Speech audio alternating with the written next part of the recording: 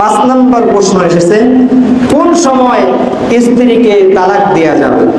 ঝগড়া করা অবস্থায় তিনি তার স্ত্রীকে 1 তালাক, 2 তালাক, 3 তালাক, 9 তালাক এ ধরনের শব্দ বলে ফেলছেন। আমার কাছে যে ফতোয়াটা এসেছে আমি তো স্পষ্ট তাদেরকে ফতোয়া দিয়ে দিয়েছি। 1টা 2টা দলিল নয়, বরং 26টা দলিল দিয়ে আমি তাকে প্রমাণ করে দিয়েছি যে এই স্ত্রীর সাথে আর আপনার সংসার করা জায়েজ হবে না। যখন এই ফতোয়াটাকে দিয়ে দিয়েছি তখন তিনি আমার কাছে এসে কান্না করতেছেন যে হুজুর কোনো একটা সুরত হয় কিনা একটু দেখেন, কোনো একটা সুরত যদি হয় তাহলে আমার জন্য অনেক উপকার হবে। আমার 3টে মেয়ে আর 1টা ছেলে আমার রয়েছে, এই সংসার যদি ভেঙে যায় আমার জন্য অনেক কঠিন হয়ে যায়। সম্মানিত মুসল্লিয়ান কিরাম, আমরা যারা প্রাপ্তবয়স্ক রয়েছি আমাদের জন্য বিবাহ শাদী এটা অবশ্যই আমাদের জীবনের একটা গুরুত্বপূর্ণ অংশ। তো দেখা যায় বিবাহ করার পর আমাদের স্ত্রীরা যদি আমাদের কথাবার্তা না শোনেন, আমাদের সাথে যদি খারাপ ব্যবহার করেন, তো আমরা অনেকেই এমন আছি যে একটু পান থেকে চুল খুসলেই আমরা তাদেরকে 3 তালাক দিয়ে দিই। এটা কিন্তু একজন পুরুষ হিসাবে আমার জন্য কখনোই কাম্য নয়। সম্মানিত মুসল্লিয়ান কিরাম, এই যে গত সপ্তাহে আমার কাছে একটা ফতোয়া গিয়েছে, আমি যেই মাদ্রাসায় খিদমত করি সেখানে একটা ফতোয়া আমাকে জিজ্ঞাসা করার জন্য এক ব্যক্তি গিয়েছে। সম্মানিত মুসল্লিয়ান কিরাম, একজন স্বামী যখন তার স্ত্রীকে 3 তালাক শব্দ বলে ফেলবে, এই স্ত্রীর সাথে আর সংসার করার কোনো সুযোগ নেই। এজন্য আমাদেরকে উচিত হলো যে আমাদের স্ত্রীদের সাথে যদি আমাদের বনাবনি না হয় তো আমরা শুরুতেই এত বড় সিদ্ধান্ত নেওয়া উচিত হবে না, বরং সর্বপ্রথম আমাদের কাজ হলো পবিত্র কোরআনে আল্লাহ তাআলা বলেছেন যে ফাইজুহুন্না, যদি আমাদের স্ত্রীরা এরকম হয় যে আমাদের কথাবার্তা শোনে না, আমার কথা অনুযায়ী চলে না, তো সর্বপ্রথম তাকে ওয়াজ নসিহত করতে হবে। তাকে সর্বপ্রথম কি করতে হবে? ওয়াজ নসিহত করতে হবে।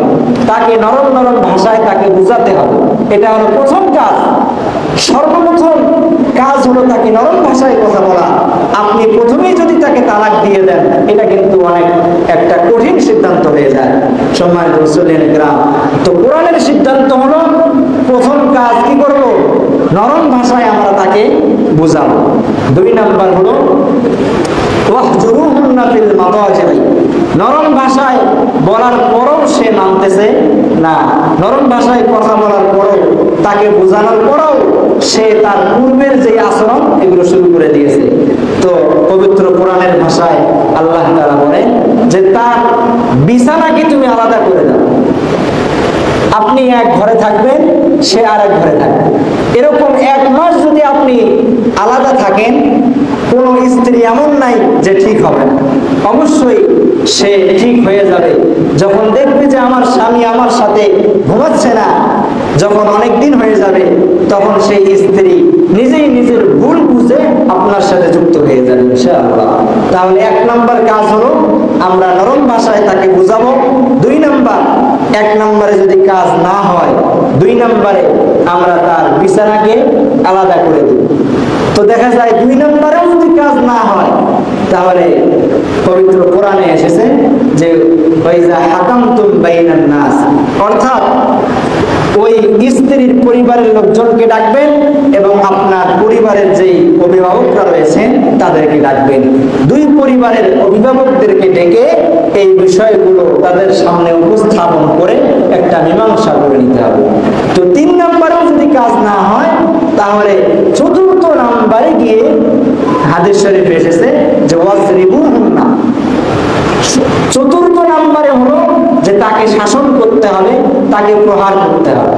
সম্মানিত মুসল্লিয়ান কিরাম, কিন্তু আফসোসের বিষয় দেখা যায় যে একটু ঝগড়া লাগলেই আমরা আমাদের স্ত্রীদের গায়ে আমরা হাত তুলে ফেলি। এটা কিন্তু সুন্নত তরিকা, পবিত্র কোরআনের ভাষ্য নয়। এটা হলো 4 নাম্বারে স্ত্রীর গায়ে হাত তোলারও একটা নির্দিষ্ট সীমা রয়েছে, যে আপনি কোন ধরনের লাঠি দিয়ে আপনার স্ত্রীকে পিঠাবেন। তো হাদিস শরীফে এসেছে এই যে মেসওয়াক, মেসওয়াক আপনারা চেনেন? এই যে মেসওয়াক, এই ধরনের মেসওয়াক, এই ধরনের লাঠি দিয়ে তাকে মারতে বলা হয়েছে। তাহলে এটা কি কঠিন মাইল? এটা হালকা মাইল তাকে দিতে বলা হয়েছে। সম্মানিত মুসল্লিয়ানে কেরাম, কিন্তু আমরা স্বামী হিসেবে দেখা যায় যে আমরা স্ত্রীদের উপর হাত তুলি, স্ত্রীদের শরীরকে আমরা জখম করে দেই।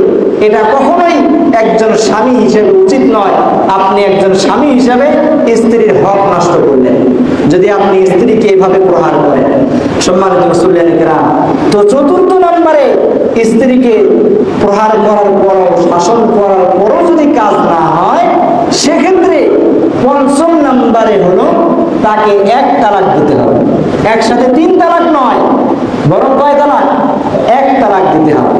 সম্মানিত মুসল্লিয়ানে কেরাম, 1 তালাক দেওয়ার পর 1 মাস অপেক্ষা করবেন। 1 মাস অপেক্ষার মধ্যে যদি দেখেন যে আমার স্ত্রী ভালো হয়ে গেছে, তো 1 তালাক দেওয়ার পর আপনি আপনার স্ত্রীকে আবার ফিরিয়ে নিতে পারবেন। স্ত্রী সুলভ আচরণের মাধ্যমে আপনি আপনার স্ত্রীকে ফিরিয়ে নিতে পারবেন। কোনো ধরনের বিবাহ আবার দোহরানো লাগবে না। তো যদি দেখা যায় 1 তালাক দেওয়ার পরও আমার স্ত্রী ঠিক হলো না, এরপর দ্বিতীয় মাসে আবার তাকে আরেক তালাক দিবেন।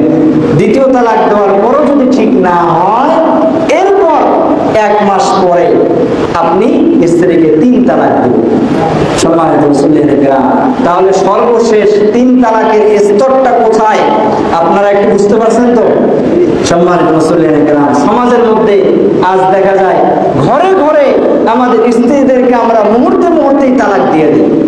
সম্মানিত মুসল্লিয়ানে কেরাম, এই যে স্ত্রীকে যদি আপনি তালাক দিয়ে দেন, ওই অবস্থায় যদি আপনি আবার তার সাথে সংসার করে খান, এটা আপনার জন্য কখনোই জায়েজ হবে না।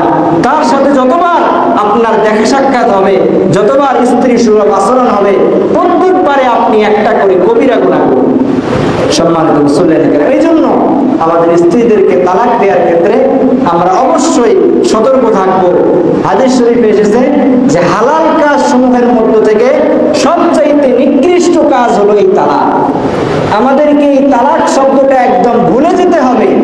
আমরা যারা বিবাহিত এখানে রয়েছি, এই তালাক শব্দটা আমাদেরকে ভুলে যেতে হবে। এই তালাক শব্দটা কখনোই আমাদেরকে উচ্চারণ করা যাবে না। এই যে আমি আপনাদেরকে বললাম, সম্মানিত মুসল্লিয়ানে কেরাম, তো এই তালাক দেওয়ার ক্ষেত্রে আপনারা অবশ্যই এই গুরুত্বপূর্ণ এই কাজটার ক্ষেত্রে খেয়াল রাখবেন। কিতাবের মধ্যে এসেছে যে আপনি যদি রাগান্বিত অবস্থায় একটা দা দিয়ে আপনার এখানে যদি একটা কোপ দেন, তো রাগান্বিত অবস্থায় যদি দা দিয়ে আপনি এখানে কোপ দেন, তাহলে আপনার হাত কি কেটে যাবে না? বলেন, কেটে যাবে কিনা? সম্মানিত মুসল্লিয়ানে কেরাম, হাত তো কেটে যাবে এবং এর ফল আপনাকে অবশ্যই ভোগ করতে হবে। যারা তালাকের মাসআলা আমাদের কাছে জিজ্ঞায়, তারা বলে যে হুজুর, আমি তো রাগ অবস্থায় তালাক দিয়েছি, রাগান্বিত অবস্থায় তালাক দিয়েছি। তো তালাক এটা কি যখন হাসি খুশি অবস্থায় থাকে তখন কি তালাক হয়? বলেন, সম্মানিত মুসল্লিয়ানে কেরাম, এই জন্য এই তালাক শব্দটাকে আমাদের জীবন থেকে এটা ভুলে যেতে হবে। তালাক কি জিনিস এটা আমাদের স্মৃতি থেকে একদম মুছে ফেলতে হবে। আমরা যারা বিবাহ করেছি, অবশ্যই প্রথম সিদ্ধান্ত তালাক নয়, বরং পবিত্র কোরআন যেভাবে আপনাকে আদেশ করেছেন আপনি এই স্টেপ বাই স্টেপ আপনি আগাবেন। এরপর যদি না হয়, সর্বশেষ গিয়ে আপনি আপনার স্ত্রীকে তালাক দিবেন।